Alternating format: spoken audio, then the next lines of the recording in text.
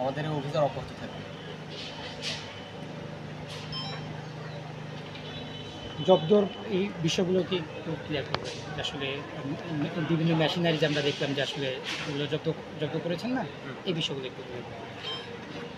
এখানে অবৈধ ওষুধের পাশাপাশি আমরা যে ওষুধ তৈরির যে বিপুল মানে জিনিসপত্র যেগুলো ভারী মেশিনারি কয়েল, সেগুলো আমরা জব্দ করেছি এবং এগুলো আমরা সরকারের মানে ইয়েতে বাজেয়াপ্ত করেছি। আমরা পরবর্তীতে এটা ডিসপোজাল করা হবে।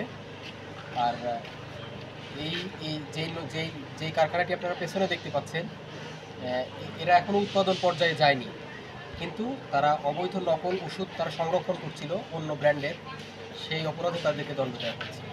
এমনিতে আবাসিক এলাকায় কি কোনো এরকম ফ্যাক্টরি বা কারখানা করার অনুমতি আছে কিনা আসলে? না, আবাসিক এলাকায় এই ধরনের আসলে ফ্যাক্টরি করার নাই, অনুমোদন নাই।